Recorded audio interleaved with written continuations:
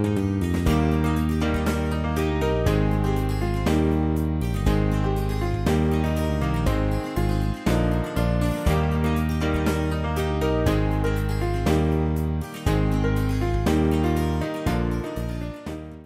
Friends, রাঁধুনি আসর থেকে আপনাদের সবাইকে স্বাগত। আবার হাজির হয়ে গেছি আমি আমার রেসিপি নিয়ে। আজকে আমার রেসিপি পোস্ত দানা দিয়ে বিটের ঘন্ট। শীতকালে কিন্তু বিটটা প্রচুর পাওয়া যায় আর এই সবজিটা কিন্তু ভীষণ উপকারী। আর এই সবজির নানা রকম রেসিপি হয়, তা আমি আজকে এই পোস্ত দানা দিয়ে বিটের ঘন্টটা করছি আর সেটাই আপনাদের সাথে শেয়ার করব। বিটের ঘন্টের জন্য এখানে আমি বিট তো নিয়েছি। এখানে আমি 3টে মিডিয়াম সাইজ বিট ভালো করে খোসা ছাড়িয়ে ধুয়ে গ্রেট করে নিয়েছি।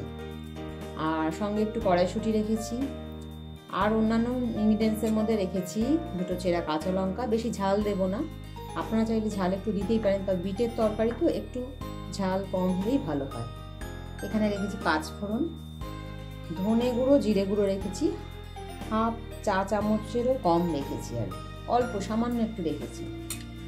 আর এখানে রেখেছি পোস্ত দানা দিয়ে যেহেতু দেখাবো তাই পোস্ত রেখেছি, আমি গোটা পোস্তই দেবো।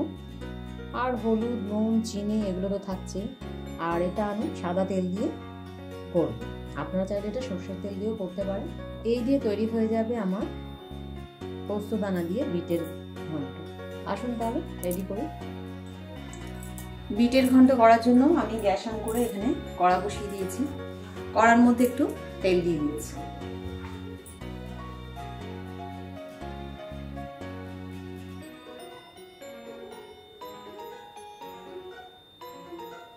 দুই থেকে আড়াই চামচের মতো সাদা তেল দিয়েছি, খুবই কম তেল দিয়েছি, দেখতেই পাচ্ছেন।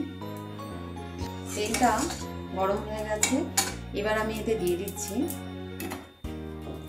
5 ফোড়ন আর চেরা কাঁচা লঙ্কাটা।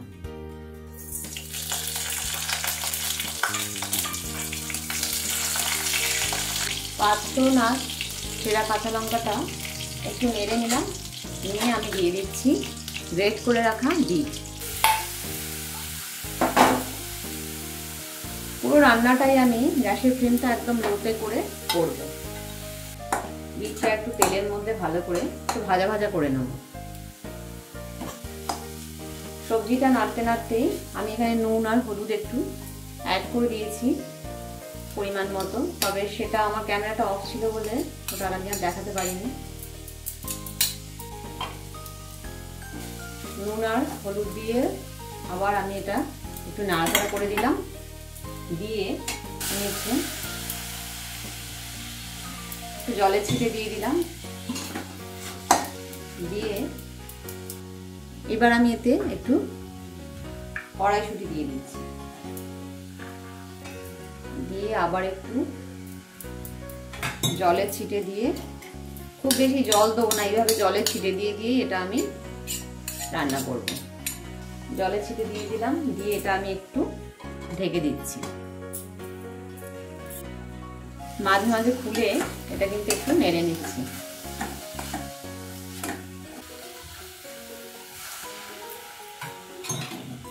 মাঝে মাঝে খুলে এইভাবে নেড়ে দিচ্ছি আর একটু একটু করে জলের ছিটে দিচ্ছি। কড়াইশুঁটি আর বিটটা একটু নাড়াচাড়া করে সেদ্ধ করে নিচ্ছি ঢাকা দিয়ে দিয়ে। এবার আমি এতে একটু সামান্য জিরে গুঁড়ো আর ধনে গুঁড়ো রেখেছি, সেটা দিয়ে দিলাম। খুবই সামান্য জিরে গুঁড়ো আর ধনে গুঁড়ো দিয়ে দিলাম, দিয়ে আবার এটা একটু ভালো করে নাড়াচাড়া করে নিচ্ছি। আমি এখানে মাত্র 2টো চেরা কাঁচা লঙ্কা দিয়েছি, মানে এটা আমি বেশি ঝাল করব না, তার জন্য আর লঙ্কা বেশি দিচ্ছি না। আপনারা যদি একটু ঝাল ঝাল খেতে চান অবশ্যই একটু ঝাল বেশি দিতে পারেন, শুকনো লঙ্কার গুঁড়োও দিতে পারেন। এই প্রিপারেশনটা রুটির জন্য তৈরি হচ্ছে, তাই আমি আর বেশি ঝাল দিচ্ছি না। আর বিট একটু মিষ্টি মিষ্টি ভালোই লাগে, খারাপ লাগে না। বিট নিজেও একটা মিষ্টি সবজি, আর এটা কিন্তু খুবই উপকারী একটা সবজি। দেখুন মশলা দিয়ে এটা কিন্তু বিটটা ভালো করে কষানো হয়ে গেছে, তেল তেল তেল ছেড়ে এসছে, বুঝতেই পারছেন তেল ছেড়ে এসছে। কাজেই মশলাটা দিয়ে বিটটা ভালো করে কষানো হয়ে গেছে। এবার আমি এতে দিয়ে দিচ্ছি একটু সামান্য, এর আগে জলে ছিটে দিয়েছিলাম, আর একটু জল দিয়ে দিচ্ছি। খুব বেশি জল দিতে হবে না।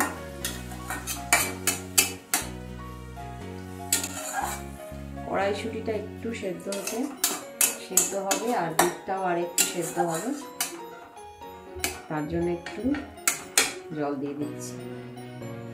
অল্প করেই একটু জল দিয়ে এটা একটু ঢাকা দিয়ে দিলাম। 2-3 মিনিট পর ফিরে এলাম। দেখুন কড়াইশুঁটিগুলো সেদ্ধ হয়ে গেছে, আর বিটটাও কিন্তু সেদ্ধ হয়ে গেছে। এবার আমি এতে দিচ্ছি পোস্তদানা। আমি এখানে গোটা পোস্ত ইউজ করছি। পোস্ত দিয়ে আবার আমি একটু কুক করে নেব। খুব অল্প কিন্তু পোস্তদানা দিলাম, একদম ছোট চামচে 4 চামচ মতো পোস্তদানা ইউজ করলাম। বিটের পরিমাণ অনুযায়ী পোস্তদানাটা আপনারা ইউজ করবেন, কারণ আমার এখানে বিটের পরিমাণটাও কম আছে। নেড়েছে এর মধ্যে আমি এবার একটু মিষ্টি দিয়ে দিচ্ছি। 1/2 চা চামচের মতো একটু মিষ্টি দিয়ে দিলাম। মিষ্টিটাও আপনারা আপনাদের পছন্দ মতো দেবেন। পোস্তদানা আর চিনি দিয়ে আবার একটু ঢেকে এটা কুক করে নিচ্ছি। ঢাকাটা খুলে নিয়ে নাড়াচাড়া করে দিচ্ছি। দেখুন সবজিটা কিন্তু আমার হয়ে গেছে। এবার আমি এতে সামান্য একটু ধনেপাতা দিয়ে দিচ্ছি। এটা আমার আগে বলা হয়নি, খুবই সামান্য একটু ধনেপাতা দিয়ে দিলাম। আমি নুন চিনি সব চেক করে নিয়েছি, একদম ঠিকঠাক আছে। এটা কিন্তু একদম তৈরি হয়ে এসছে। অনেক রকমভাবেই খাওয়া যায়, তবে এইভাবে অবশ্যই একবার করে দেখবেন। এটা কিন্তু খেতে খুব ভালো হয়। দেখুন অল্প তেলেই কিন্তু এই সবজিটা হয়ে গেল। তো দানা দিয়ে বিটের ঘন্ট কিন্তু আমার একদম রেডি। আমি গ্যাসের ফ্লেমটা অফ করে দিলাম। বিটের ঘন্ট কিন্তু খাওয়ার জন্য একদম রেডি। এবার আমি এটা সার্ভ করে দিচ্ছি। পোস্ত দানা দিয়ে বিটের ঘন্ট আমার রেডি হয়ে গেছে। একটু স্ট্যান্ডিং টাইম দিয়ে এটা সার্ভ করে দিচ্ছি।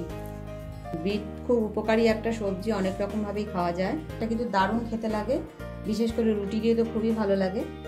আপনারা অবশ্যই একবার এইভাবে ট্রাই করে দেখতে পারেন। যদি ভালো লেগে থাকে রান্নাটিকে লাইক ও শেয়ার করার অনুরোধ রইল। নতুন বন্ধুদের আমার সাবস্ক্রাইব করার অনুরোধ রইল। পাশে থেকে বেল আইকনটা অবশ্যই প্রেস করবেন, তাহলে নতুন নতুন রান্নার আপডেটগুলো সহজেই পৌঁছে যাবে। সুস্থ থাকবেন, ভালো থাকবেন, ধন্যবাদ।